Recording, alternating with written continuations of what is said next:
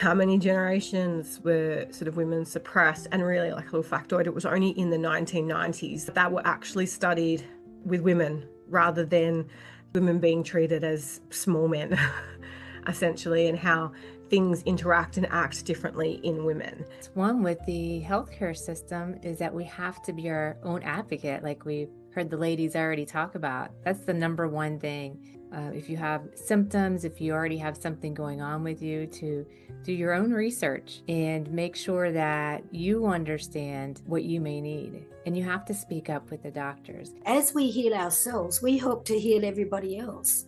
And just through the energy expansion of it, continuously stay on our own healing journey and just expand more and more, expand our heart energy more and more. That is a really tangible way, even though we can't see it. And I feel that's something like a little risk that people can take, is if, you want to start looking after your health and you're unpacking all the trauma and everything associated with that, is to learn to go, oh, maybe I can ask one question, or maybe I should start researching the medication that they've put me on because I don't feel good on it anymore, and starting to taking that power back for yourself so that you can be more curious. It's about educating and showing people how to self-heal. We can heal our bodies. We've just forgotten how to be our own healer, how to be our own medicine woman.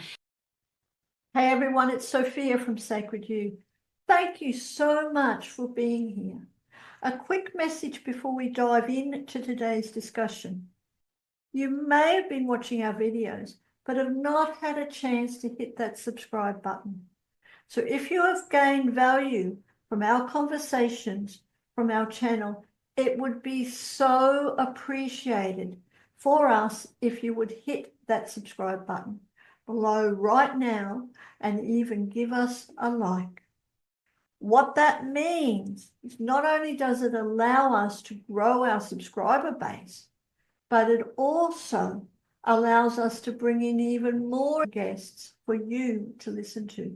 And you will be one of the first ones to be notified. So please hit that subscribe button and let's get started on today's wonderful panel discussion.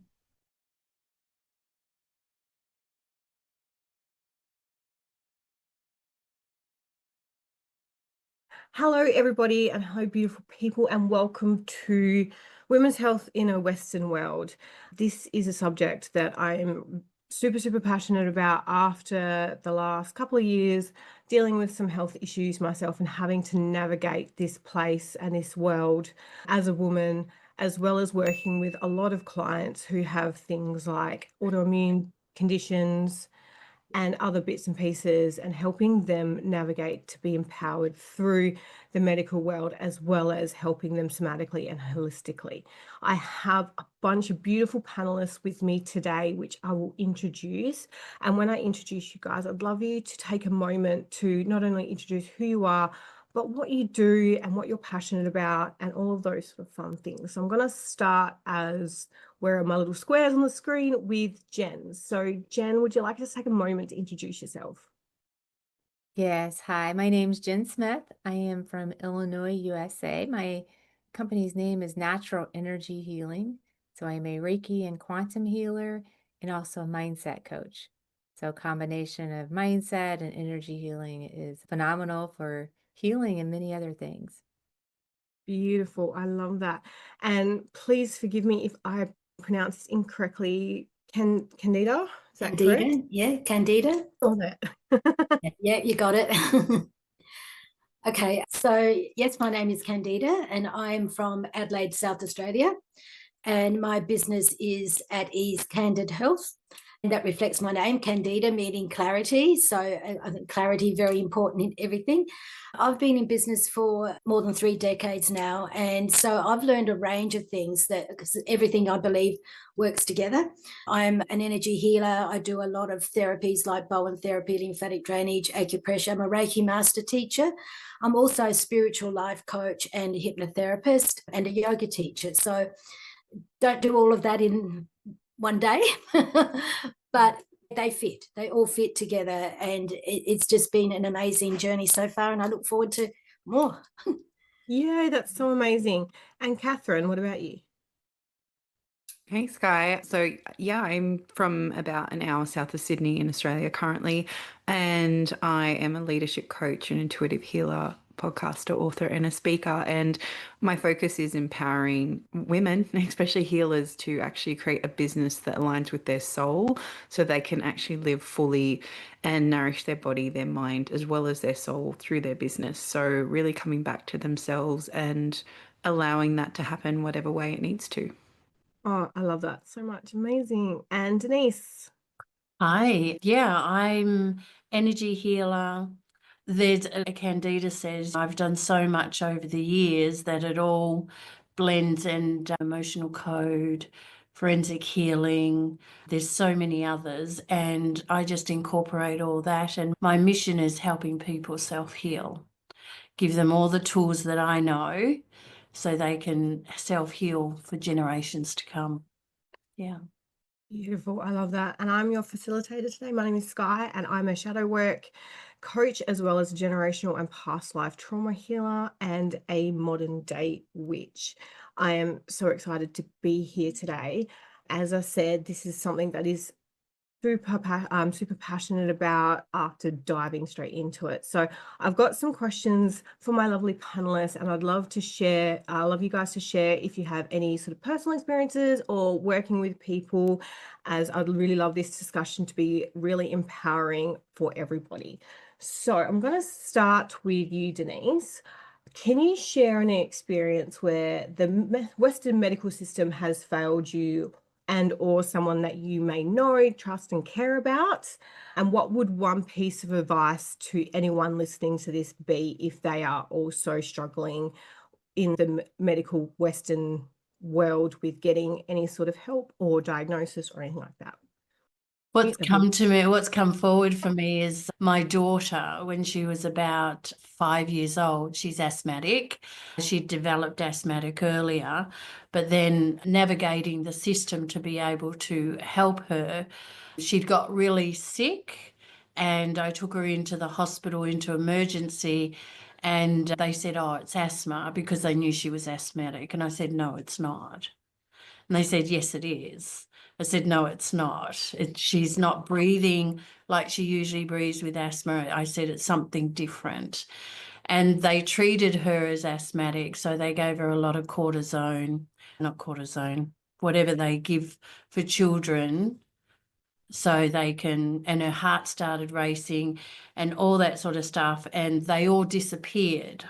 No one would come over, and I kept going up to the counter and saying, it's not asthma, it's something else. And now she's climbing the walls and she's really suffering. It's not asthma. And I think it was about 3 hours of me keep going back, you need to look at something else, it's not asthma.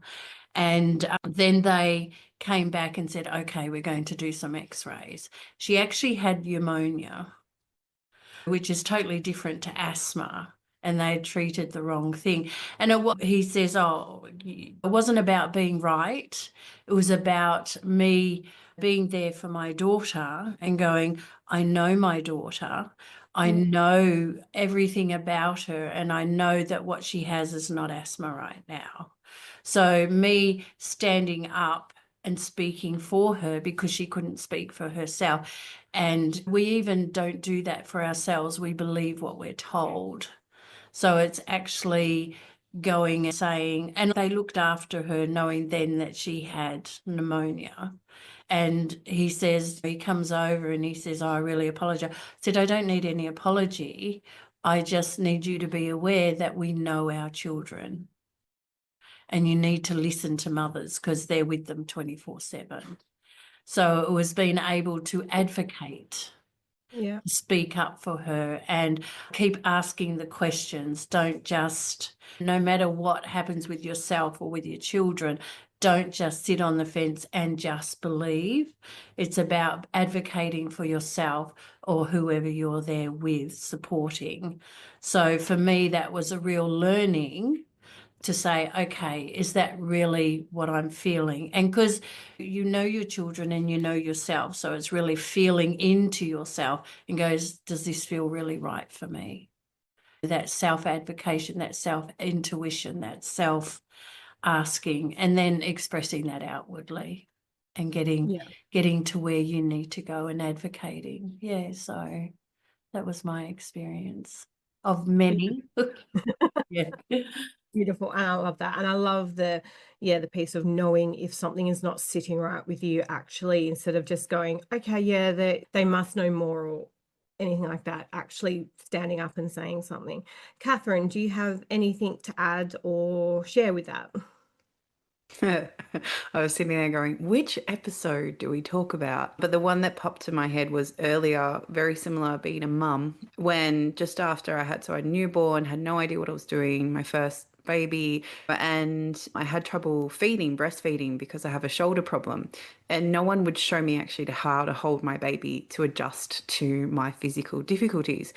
And he wasn't putting on enough weight. Now, the fact that this is such an issue, like as soon as your baby's born, was very concerning. So my experience with the community health nurse was, after interviewing me to make sure that I wasn't in a domestic violent relationship and questioning if my husband was abusing me, which was the first point of interaction with them, they then went to tell me that I was starving my child and I wasn't looking after him because I couldn't get enough milk flow. However, breastfed babies don't put on as weight as quickly as formula fed babies. So they're using the wrong scales to start with. So I was pushing back and challenging. And then they tried to tell me that he had a tongue tie, a lip tie, and a cheek tie. Now, my background's a speech language pathologist, and I said, he doesn't have any of those things. And they said, what would you know? You wouldn't know anything. And I said, this is what I've been doing for my career. I know exactly what I'm talking about. And they put me in quite a state of depression because as a newborn mum, you're questioning everything that you're doing. And to the point that my husband actually contacted them and said, do not come near my wife again. If you do, we'll actually proceed further actions against you. And I was very grateful for him stepping in because they actually put me quite into a state of depression. And so then luckily, because of my background, I had colleagues I could reach out to. And so I did. And she basically, all she had to do was show me a different way to hold him. And I had to use shields, which weren't a big thing either. And I ended up breastfeeding him till he was 4.5. And this was like the community health nurses saying, you have to put him on formula, you're starving your child. And what it turned out being was I went to an osteopath, so an alternative kind of thing, who just released a few muscles under his tongue.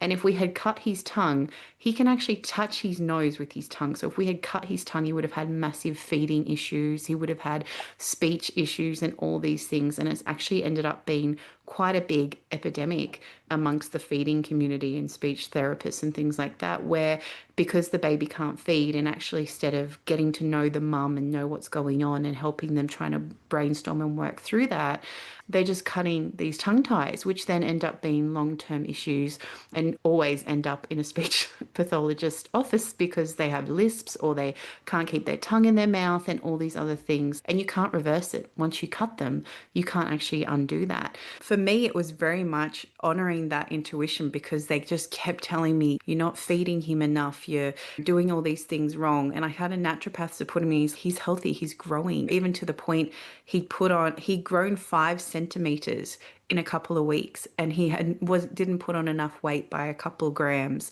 So I'm using Australian terms here, but I was like, they go, oh, that's concerning. I said, he grew 5 centimeters in length. Where do you think the energy went to? Clearly he's growing and he's happy and he's healthy.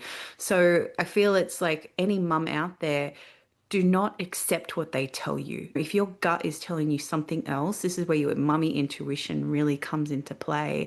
If someone's telling you something, and even the fact they dismissed my professional background, to me was already red alerts because they're not looking at you as a whole person. They're just there with their checklist and ticking off what they need to say. Really honoring that and asking questions, that's the biggest thing. Ask questions, and if they can't answer you or dismiss you, they are not the people for you. Yeah, most definitely. I love that, Catherine. And I can really relate to that, similar but different. When I had my second born, I had him 3 weeks early, and he actually lost weight, not gained it, even though I was feeding quite regularly and all that sort of stuff. And I had the health nurse come to my mother-in-law's house because I was living rural at the time and actually fully dressed me down for how I was leaving him sleep because he would sleep for 5 hours or a period or anything like that, that I had to wake him up and do all this sort of stuff. And I went, something doesn't sound right. I'm going to go to my GP obstetrician who delivered this baby and ask her. And she actually said it's quite common for babies that are born earlier than their due date for them to actually lose weight before they gain it because whatever goes on. So again, I was just like, no, doesn't sound right. I'm going to actually go ask someone above you right now. And even on top of that, even for self, really actually asking those questions. And I really want to share something where at the age of 36, I just turned 38. I had a whole bunch of random symptoms come through and I really wasn't feeling that great at all. And I ended up going to see my gynecologist because I had surgery previously. And I was like, am I still healing or anything like that? And he gave me a list of all these things that I could have with the amount of symptoms that I had. And I'm very lucky that he's very much, we're going to test you for everything from low iron all the way up to chronic fatigue syndrome type thing. And even he turned around and said, look, I'm going to test your hormones. I really don't think it's your hormones, but I'm going to test them anyway. And lo and behold, I'd entered early menopause. So it was, and the amount of doctors, practitioners, and all that sort of stuff. Oh, you're too young to go into menopause. Cool. If I had a penny for every time I heard that, I'd be fucking rich. But no, I'm not actually too young. This is a period of time where it's really not spoken about in that beautiful age of perimenopause. If something doesn't feel right, 100% ask those questions, go get a second opinion. Don't just go, oh, I'm going crazy or anything like that. And Jen, I would like to ask you, what are some ways that we can empower through feeling unheard in the system or in any system, really? Yeah, I would say that one with the healthcare system is that we have to be our own advocate, like we've heard the ladies already talk about. That's the number one thing. If you're if you have symptoms, if you already have something going on with you, to do your own research and make sure that you understand what you may need. And you have to speak up with the doctors. And if you have a good doctor, they are more than happy to answer the questions for you until you can fully understand what they're saying and they'll listen to you. I've been very fortunate to have good doctors. I don't go to the doctor very often, but whenever I needed to, I've had good doctors. I also go with my family members whenever they have major things going on and to make sure that everything is going well. The thing I noticed was the amount of medication that's dispensed. And it's just that it's a regular, everyone's doing their job. You have so many people doing separate jobs. No one's really talking together at a table about this patient. So they're just reading off a chart and dispensing medicine without really understanding what the patient's going through. So that's what I really pay attention to. And that's what I've noticed the biggest problem, especially pain medications. With my mother, just giving two penny pain medications, but yet she's got to get up and walk after surgery. There's got to be a balance. And if you have I was fortunate that a nurse came on that was very seasoned and she understood. So she was very helpful. But definitely, you have to be your advocate, and the medical teams will listen to you. You have the right to deny things and ask for other things. That's the number one. Definitely. You're in And I charge of you in every way. Yes, most definitely. And I love even the point you made about if you're going with family members or elderly family members like parents or grandparents that are going through health issues. And if you're helping to care for them, also yourself asking questions so you can understand what your family members are going through so you can help them appropriately or even stand in to go, hang on, this doesn't make sense. What's going on here? And Candida, do you have anything to add to that? I agree with being your own advocate, of course. And also, I've seen a lot through my business through the years with the clients having all this medication and being told, and I'm absolutely not saying don't take the medication, but mainly it's like painkillers and things, and saying that they have to take them for the rest of their life. And I used to get quite annoyed about that because I knew they didn't have to. And then they found that they didn't after having various treatments with me.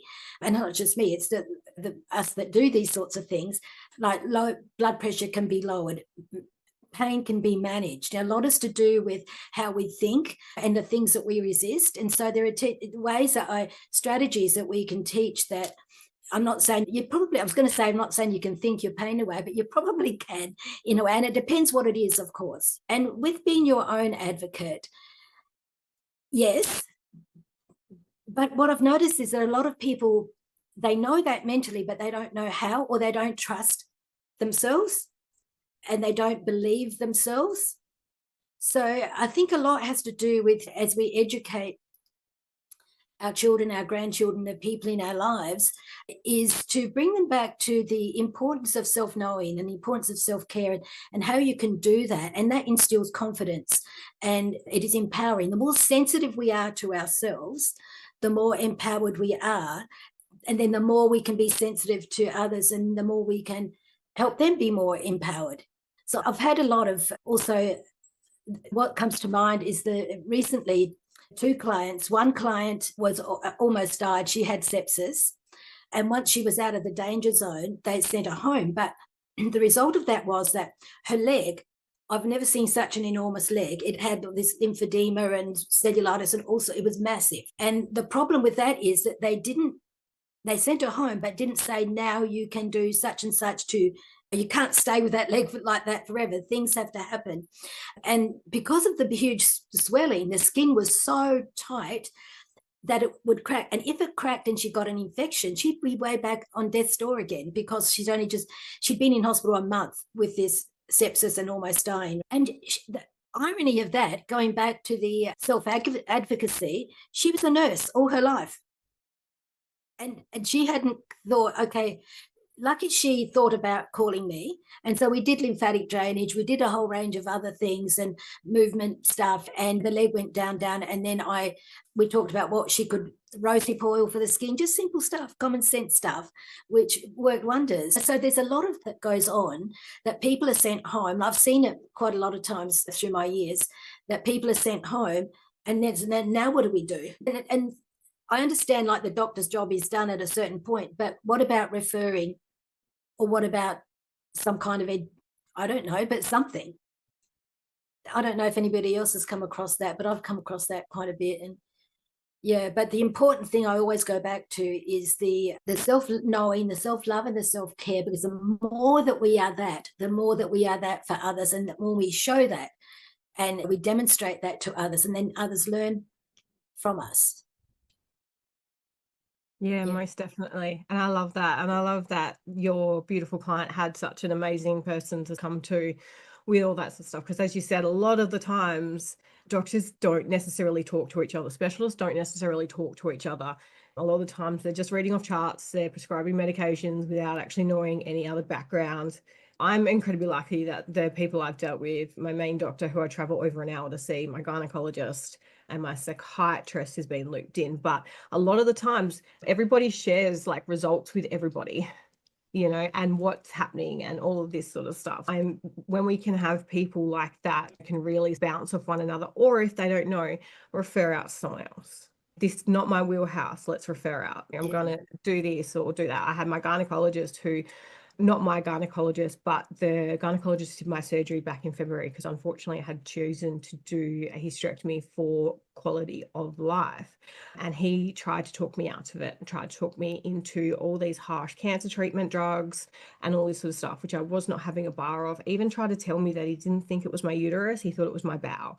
And a red flag for that was, okay, you think it's something else, but not once did you actually give me a sheet to have a scan or an endocolonoscopy or anything like that on my bowel to check.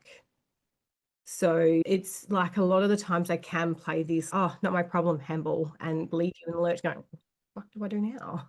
Yeah. And so moving on, and I'm going to start with you, Catherine, because you answered this one with your last story, but if you have anything else you'd like to expand on, what is medical gaslighting and how can others recognize it? It's basically being told that you are crazy and you have no idea what you're talking about. And I'm the doctor, therefore I know, and you don't. And it's so interesting because the more you look into what doctors actually do know, especially GPs and things like that, they get a little bit of everything. They don't get the full picture. And I found just working and being really privileged to interview people from around the world, they all say the same thing, that Western medicine is very much about treating the symptom and not actually looking for the cause. And deep in your heart that this isn't the answer. Like you were sharing before, Jen, about the pain medication, and Canada about this is going on with my leg, but no one's actually doing anything. It's all about coming back to actually what is the cause of this, and choosing to look deeper and choosing to be heard and actually being acknowledged rather than just putting a band-aid on the symptom. And that is something we're so being conditioned to. And I find too, it's almost this expectation that we are expected to believe the doctor and give our power to them and let them be the person that tells us how to run our life and how to stay on medication and what to do, rather than listening to our actual concerns. In Australia, it's like a 5-10 minute consult. Okay, thank you, goodbye. Whereas when you talk to people who are having functional medicine doctors and things like that, their initial consult is at least an hour, if not two, because they're there doing the full battery of things, because they're like, no, you're a whole person. Let's see what's going on holistically. Just being true to you. And it takes courage and strength. It really does, to stand up and go, no, I don't believe you, and to keep pushing and questioning what's going on. And I feel that's a way to get around that medical gaslighting, is you just keep pushing back. And if you don't like what people say, we've already shared that. Go get a second opinion, a third opinion, a fourth opinion, or find someone until you feel that you are actually being heard, because that is such an important part of nurturing your own health and honoring who you are. Awesome. Thank you so much for that one, Catherine. And Denise, would you like to add on to any form of medical gaslighting, and how can we recognize it? I think Catherine said most of it, and it was brilliant. Fantastic. Yeah, I feel, it's actually because we're so taught to reach outside of ourselves, we don't come back and really ask ourselves the questions: what's really going on with me? How am I feeling? What do I need to do? Because we've brought up in a system where we've got to outreach and we've got to seek it outside of ourselves. Because they've learnt to do that, they know more than me. But we can be our own medicine person for ourselves. And when I say that, people go, oh no, because I haven't learnt anything. But there's so many ways now that you can go and find answers for yourself. And when you consider there's oils, there's herbs, even food is medicine. Food itself is medicine. So it's about looking at the whole thing. When we're told, like salt has, when you have good salt, it has nearly 100 vitamins and minerals and essences for our body that helps heal it. But yet when someone has a heart condition, the doctor tells them to go off salt. But yet salt is extremely relevant for the body to keep its ecosystem going. The body is a self-healing mechanism, and we separate ourselves for it, and we're taught to do that. So it's really, and that's part of the thing as well. It's about coming back and owning our own body and really knowing it. So yeah, where we're taught not to. Beautiful. I love that. And yeah, it's coming back into self is so important. Really knowing what is right for us and what that kind of looks and feels like. Zita, I'd love to ask you, how do cultural and generational beliefs influence how women advocate themselves in medical spaces? I think that's huge. I think, and it comes back to ourselves, like how we've been brought up, and what I was saying before about the lack of confidence and belief in yourself. So if you've come from a culture so I'm actually Italian. I immigrated from Italy when I was 3.5. And so that was a long time ago. That was like in the 1950s. So I'm giving a lot away here, but I saw a lot, like in relation to my mother. Like I became advocate for my mother because she refused to learn the language. So I was interpreter, and so everywhere she went and everything she did, I was her interpreter, including anything medical. But I saw her I saw her fear. Her fear, because especially, perhaps it doesn't happen so much now, but in those days, in a strange land, not knowing the language and having to trust other people. So what developed in her was lack of trust, and fear of everything. And that sort of came into me because I absorbed that because I was like taking care of her. And I've had to recognize that within myself and then work with that, of course. So that's been a big thing. So that could be a big thing for many people, and especially if they're not aware and they carry this with them all their lives. So they're carrying this lack of self-belief, this lack of confidence, this low self-esteem, because there is a lot of racial stuff even still going on. And that energy, everything is energy. So that energy, that people take that on. So I'm not sure if that's answered your question, but I think it's a huge thing. What was the original question about other cultures? So yeah, cultural and generational beliefs. Yes, the beliefs. So if you believe that you're like a stranger in this place, you don't know what you're talking about, you don't understand what's going on, that affects how you interact and whether you've got the courage to advocate for yourself. And most definitely. Yeah. Wow. Jen, do you have anything you would like to expand or add on to that? I think our beliefs are huge. What do we believe about our bodies? What do we believe that we need? A lot of the information I teach people are trying to let go of limited beliefs. So that plays a huge role on our health, what we think around that. So definitely a belief system, a strong belief system about what we're capable of doing. We all can heal ourselves. We all can do that. Every single person on this planet has the ability to do that. And that's a belief system that many people still don't believe, even though there's many practitioners out here doing that. So yeah, belief systems are huge. And I believe that if we had a coordination between the holistic practitioners along with the medical teams, that would really just jettison into getting people healthy at a much, much quicker pace, much quicker pace. And I would love to see that happen. Yes, that is so good, and something that I 100% believe as well. I'm very blessed. I'm actually on my doctor's referral list for holistic practitioner work. So I do obviously like modality wise pain management specialist for hypnotherapy, as well as a whole bunch of other things. And because he's very much what is right for the patient, not necessarily what's right in the system, he has a whole list of more holistic sort of practitioners in his back pocket to help. So there is little pockets of it starting to come through, which is really cool to see. Yeah, I've seen a little bit of that as well because I've seen some doctors and nurses coming to learn Reiki from me, but it's more of a private one-on-one coaching. So you do see the medical staff getting into holistic healing a little bit, but even just if they have the energy system while they're around patients, that alone can really help the health of a patient. So I am really happy to see that. I don't know, I haven't seen where at least the clients that have come to me, the doctors and nurses, they don't really put that out into the public, but I'm really happy to see that's happening. So yeah, I think we're seeing some good movement there. Most definitely. And Denise, once I find the question, what role does trauma, personal, generational, play in women and how women engage in the healthcare system?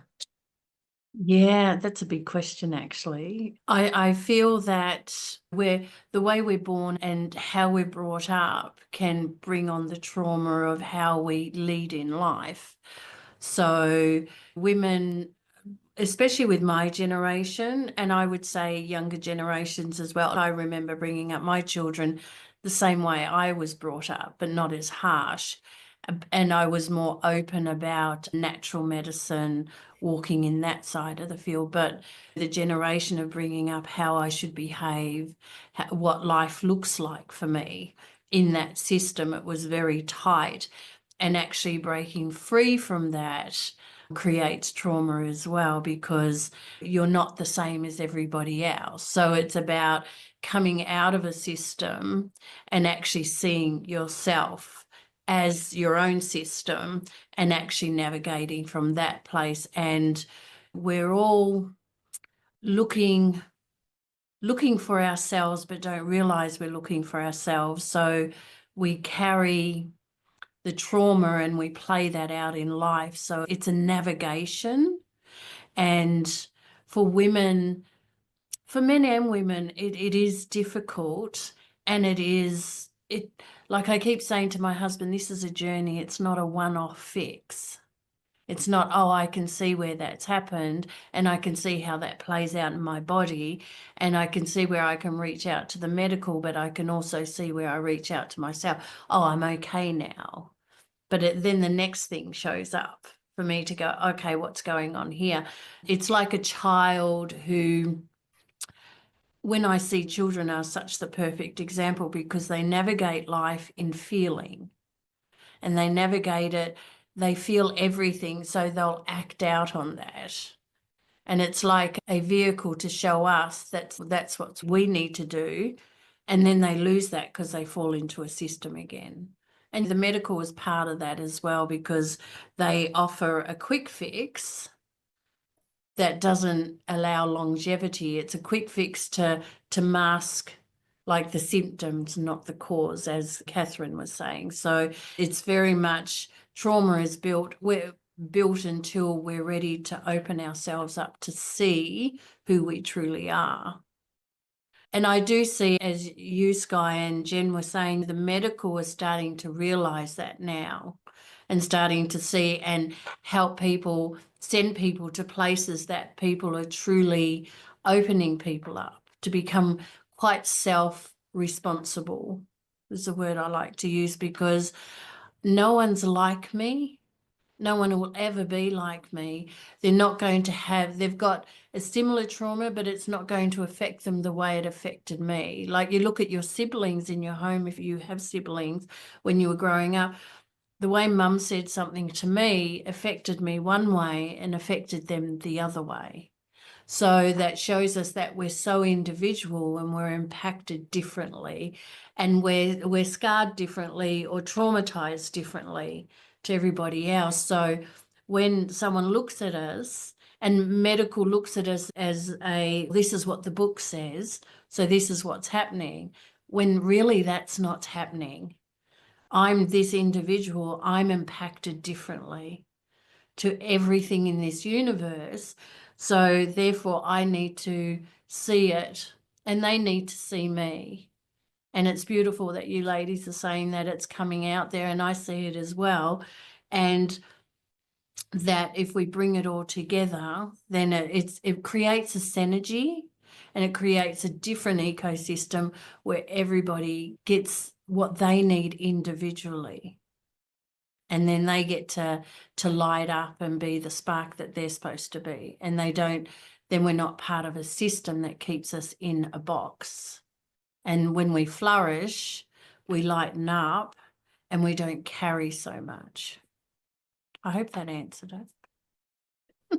Answered it beautifully. I love that. And Catherine, do you have anything to add or expand on what role does trauma, personal or generational, play in how women engage within the healthcare system? Yeah, I think too, exactly what Denise was sharing. It's about being self-empowering too, right?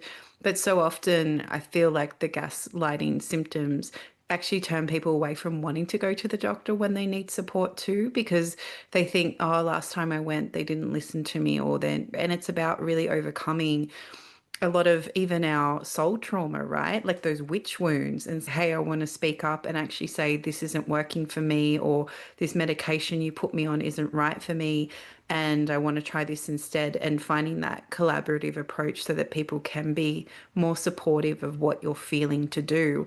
And I feel too that trauma comes up depending on too. I've met clients who refuse to have male doctors because they've had some trauma with being and trusting a male. So then they don't want to interact with them and instead want a female, and vice versa. So it really depends how it will show up when you go to that appointment, but also how much you can advocate for yourself. Because if you're someone that's gone through the trauma of always being told you're wrong, or what you're saying isn't right, your intuition isn't correct, whatever it might be, it's going to be really hard to actually speak up and share your truth when you're going to that doctor and allowing it. And then where the generationals coming in, if your parents go, oh, it's just the one going around Facebook and Instagram at the moment is, oh, it's just in my family, we're all overweight. In my family, we all have heart disease. In my family, they blame it on the generational line and genetics when it's actually, no, there's so many other things at play. When you start to look into epigenetics, especially from an energetic point of view, it's actually no, there are things that have caused this expression in you. And it can be the trauma that triggers that gene expression, but there hasn't been that discussion yet coming out in the medical world and it's starting. They've done all the studies with twins, and when twins get separated at birth and they have completely different gene expressions, even though technically they have the same DNA, which is now discrediting that whole, oh, it's in my family line and that sort of thing. So you've got that aspect of generational, and then you've got the other aspect of generationals. But my mum said, when this happens, we do this, or we take this, and so you've got to unpack that as well. So there's so many things you have to unpack in order to become your own self-advocate, and in order to really share what you want to share in that world, in that space. Beautiful. Yeah. And that is so true. And what you said about, yeah, like the witch moon and the soul healing, how many generations were sort of women suppressed. And really, like a little factoid, it was only in the 1990s that women's medical health and women's medical conditions and stuff like that were actually studied with women, rather than women being treated as small men, essentially, and how things interact and act differently in women. Like, little story time. I was late diagnosed as ADHD as a woman, and I decided at the last minute, I think I want to be on medication and all that sort of stuff. I'm no longer on medication because it doesn't fucking agree with me. But then I went on medication, and yeah, I had some issues. And then when I started menopause, I had a lot of issues. And I even went to my psychiatrist, who I'm now asking for a new one, because I said, look, this is really not agreeing with me. It's not interacting with my hormones very well at all, and all that sort of stuff. I'd love to have more of a holistic or an alternative or a natural management plan. And his response was, you just need to stay on them. And I'm like, no, I'm not. I'm out of here. I'll see you later. And it is literally because, yeah, oh, we've had lots of success with this medication. Yeah, on men who don't have any of the hormone fluctuations or any of the other things going on that women do. So actually being treated as a completely different entity to our male counterparts is super important. For these last two questions, I'm just gonna throw it to the board. I'm gonna make things a little bit differently. So if you wish to add something or answer this question, throw up your hand or just start talking. So I'm going to reword this one a little bit, because I really want to answer, like, practitioners, doctors, anyone in any sort of field. How can we shift from a fix-it model to more of a collaboration, person-centered approach, especially with working with women? Anyone want to chime in? So I think, again, it comes down to education, because it's not something that we can actually go out and fix, but through how we do our businesses, how we interact with our clients, how we are with our children, grandchildren, people around us. And one of the things that I've noticed is really helpful is I don't actually like putting a lot of posts up on Facebook, but I've been doing for the past few years some educational videos. It started back in COVID. I decided that's how I could help, is to help educate about fear and what that does to the nervous system and the immune system, and talk about the immune system, and then what you can do, just simple breathing, things that you can do, like the breath will literally cure so much, just doing the right kind of breathing. And I think that the more that we put out information, quality information that's going to be helpful, and that it's not just telling people this and this, but then how can you do it? For example, the being your own advocate again. But if someone sees that or hears that doesn't have that confidence, then what can they do about that? That kind of thing. Like, I've seen people come through my business and through my spiritual life coaching, and the traumas that they've had from childhood that they didn't know they had, but they knew that their life wasn't working in a particular area, and sometimes in all areas. So I would say, if we look at our life, and not for us, because obviously we're all learning still. We've still got stuff that keeps coming up. What area isn't working the way I would like it to? And start questioning why. And how we can fix this kind of stuff is, I think, just by educating as much as we can in our own fields and in our own lives. And as we know, energy moves, so the energy that will move through and add to the like energy in the field. So that's one way I think that we could do. Yeah, I love that.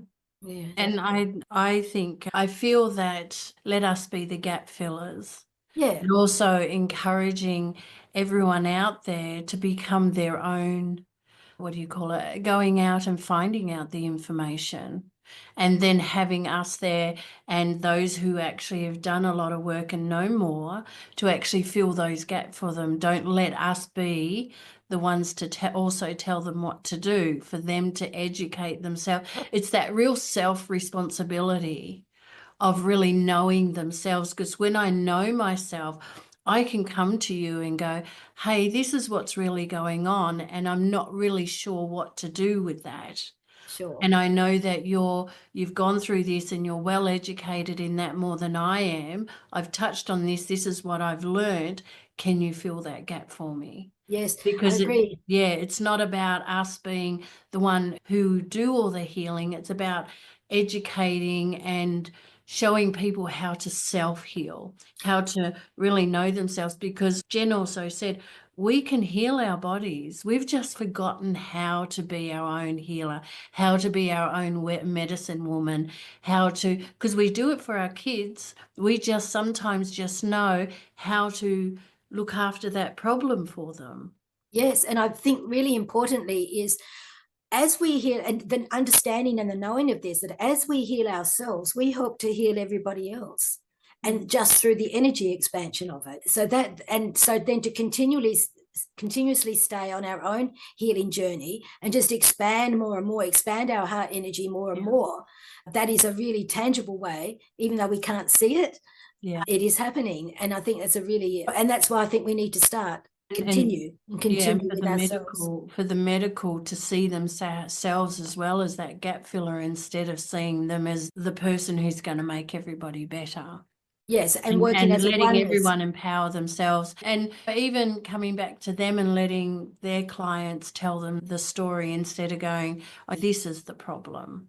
Well, Yes, no, yeah. As an individual, I'm a being. I'm not like anybody else. So I need you to see me. Yeah. And that we're one family, and we're working together on this planet, supposedly. Yeah. And that's the only way it's going to happen. But it only starts with us and continues with us. I love that. Each one, I don't mean us here, but everyone, every individual. Creating that ecosystem. Yeah. And creating that connection, which is the ecosystem, and that raises the vibration of healing, and then it becomes more knowing for everybody. Because it's like vibration, it touches everybody. So what I know, somebody else can know. I don't even it's because you hold that space for them. Yeah, yeah. Yeah, and I would agree with Denise. You had said that people need to be self-responsible. I think that's the biggest thing. People have to take responsibility for themselves. There's plenty, and then Candida with the education, there's so much education out there, so much education about how to self-heal. There's so many practitioners, there's so many classes you can go to try this. And I think that goes back to belief systems. Everyone can do this. Then there's all sorts of mindset classes you can take. The body's just an instrument of the mind. The body is our instrument to tell us exactly what's going on. And it's such a great tool for us while we're living here on earth. And that's why we can't over medicate it, because then we're not getting the signals of, hey, what's going on? What's going on here? Those are the type of things that people need to get educated on, and they can self-heal.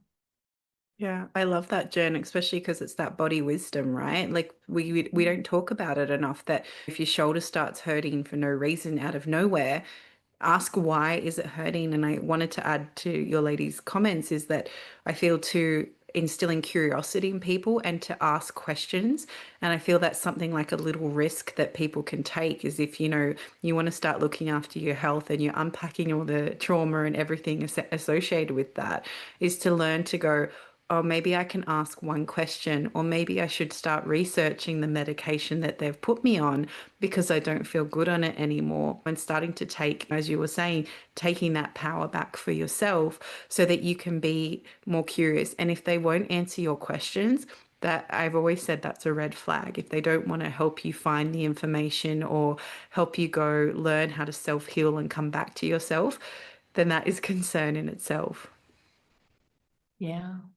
100. Seeing that truth of yourself, allowing yourself to know, and truth can be good and bad, but out of both of them comes miracles. Out of it comes the change for you. Out of it comes, I see myself more, I take more power, and I can speak up and keep asking more questions and not leaving it to somebody else to tell me this is the narrative of my life. I get to narrate my life. I get to change me. And that's the most empowering thing you can do. And knowing that we can change our story anytime. Just, I think Denise, other lady, was saying, sorry, I forgot your name, about the belief systems. We can just change the story of our life just by the way we think about our life. We can change our perception. Yeah. And I love, Catherine, you said curiosity. If you watch children, they'll go, why? Why? They continuously get curious about every tiny little thing because they get to know themselves more around that. So they're always looking for the answers, always looking for why am I feeling this way? You know, why is that happening that way? Why is that doing that? And that we've got to go back to childlike, that curiosity, that wonder, that magic that shows us everything. Such a beautiful vibration. It's a beautiful energy, yeah. Most definitely, and 100%. And on the side of education, if anyone is wanting to dive into anything more or anything like that, totally not affiliated, but this is one of my favorite resources that I use quite a lot with clients, anything like that. It's a book called The Secret Language of Your Body by Inner Siegel. It's fantastic. Excuse me, I've got little midges flying around in front of my screen. It is a fantastic resource on anything to do with pain or anything like that. It's also on physical conditions as well. And it actually shares with you what's actually trapped inside the body that is causing those things. So our health issues, our health conditions, our pain, all that sort of stuff, there is always a mental, emotional, causation behind it. And a lot of the times it is the body trying to get your attention. And it is a lot about not placing, as Catherine said, not placing a band-aid over the symptoms, but uncovering why they're here in the first place. And you've got something to add? Oh, yeah, I use this one. So Yeah. this is Metaphysical Anatomy by Dr. Yvette Rose.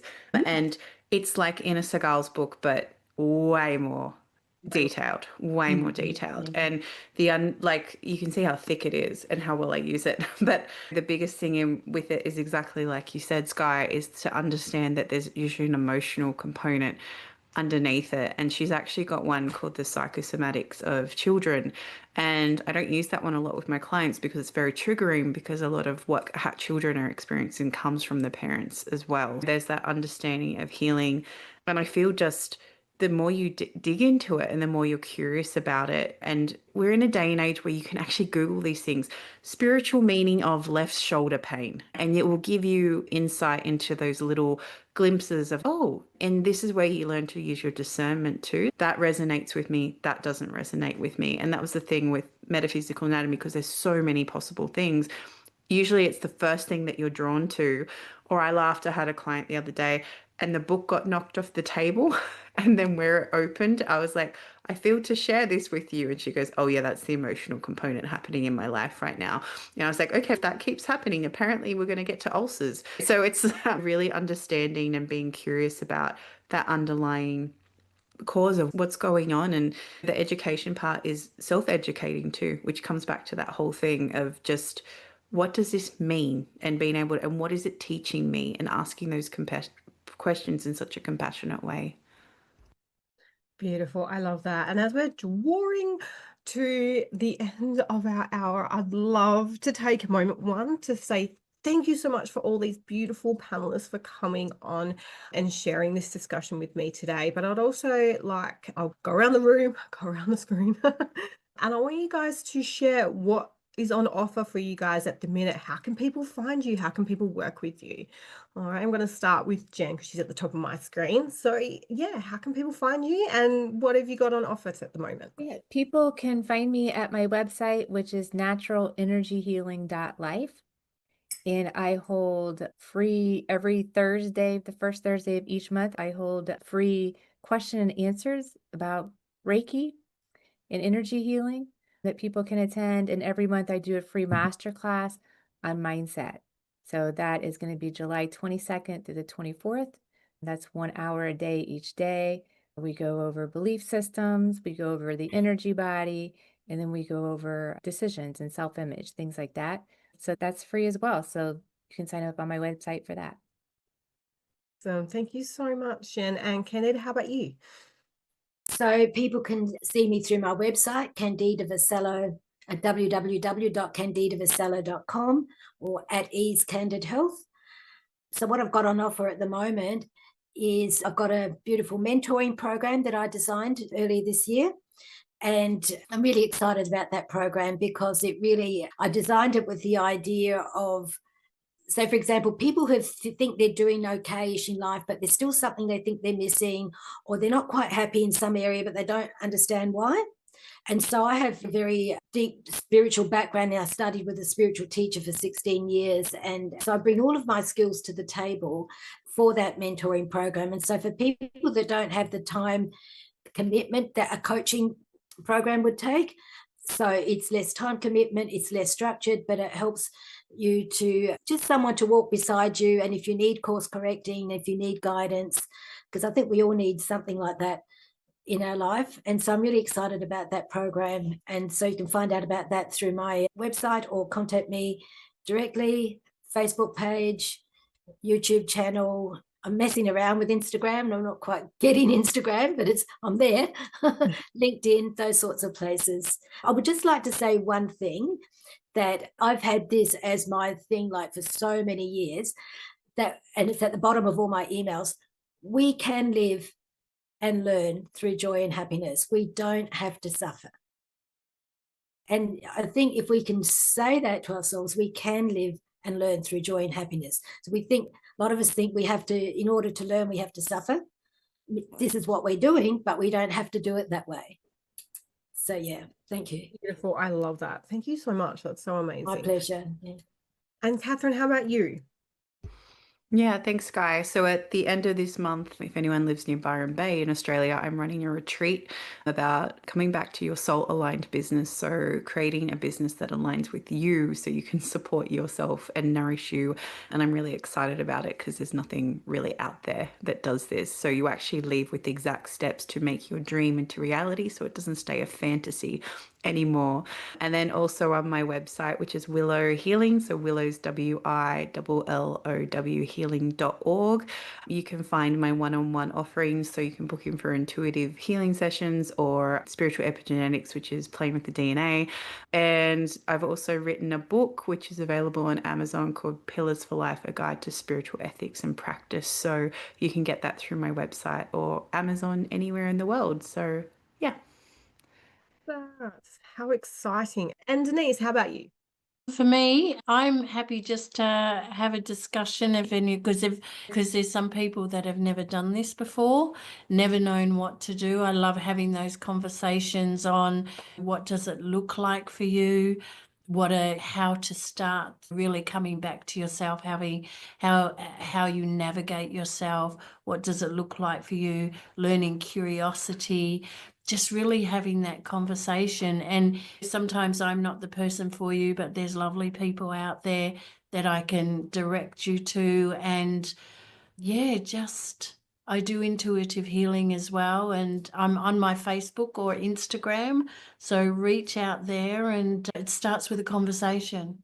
It starts with, I'm not sure what I need to do, but I know I need to do this. And I love helping people navigate themselves back to their true essence of themselves and heal and work through because I love going to the core which is back to our what's happening here and going back and finding the core, because how I'm living here, there's the core of the trauma or the discomfort in their life, allowing them to see that so they can then uncover and unravel from the core instead of working from here going backwards. It's okay, I'm here, but let's go to where it started. Yeah. So reach out. I love that. And I'm going to take the time now to call Sophia back. And just like magic, there she is. Thank you ever so much, Sky. This has been a wonderful discussion. Thank you for facilitating it. And thank you for Candida and Catherine and Denise and Jen for sharing your wisdom. It's really an interesting topic on how much do we trust the Western world. And as everyone's saying, to really go within our body. For me, if I could say, our body is our medicine or our greatest doctor. Our body knows what it needs, and it's just getting in touch with it through all the methods that we've been discussing here. So thank you ever so much. Before we go, Sky, can I ask you, as a great facilitator, you actually also host a wonderful tribe for Sacred You, which does a lot about healing. So tell us a little bit about that. Yes, definitely. So yeah, I host the Shadow Work Circle Tribe, where I jump in and teach all things sort of shadow work, inner healing, connecting with yourself, finding those parts that you've disowned, rejected, and suppressed in order to be liked, loved, and accepted. And it is an incredibly safe space for us to really uncover and love and integrate those parts back into ourselves, which is essentially the ultimate form of self-love, as well as incredibly healing. As a lot as my beautiful panelists here today is knowing yourself, trusting yourself, having that inner voice, doing all things boundaries, that confidence within, all those sort of beautiful inner healing things come down to integration work. So yes, I am currently fortnightly on a Monday afternoon. It's afternoon as well. So we really catch up.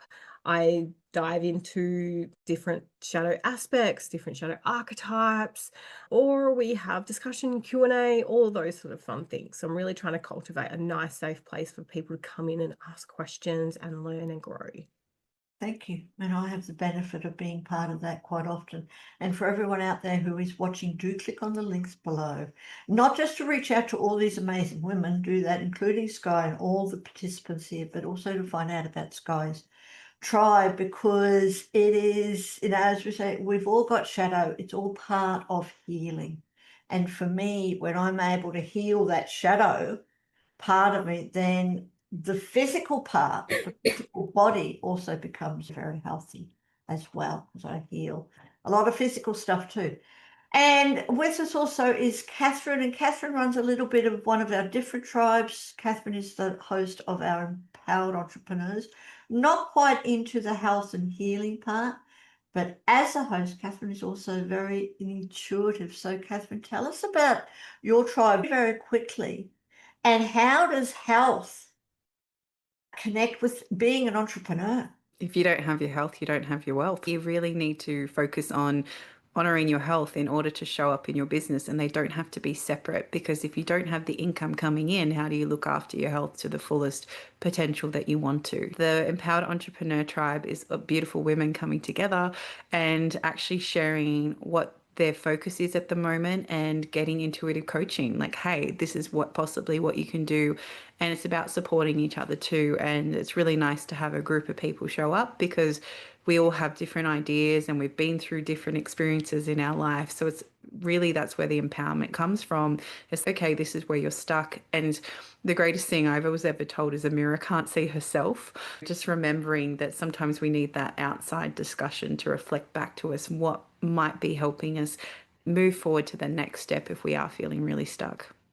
Absolutely. Thank you. And again, do click on the links below to find out about the Empowered Entrepreneurs, or just check out Sacred You at Sacred You, that's the letter U, .love.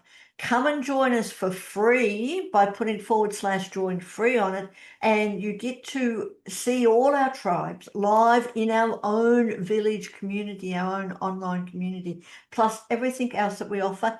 Coming up next week, our beautiful Denise, I do believe, is back with a wonderful panel discussion. I'm just trying to bring it up. No, our beautiful Jo is coming in, one of our other hosts, with are my emotions filtered or unfiltered?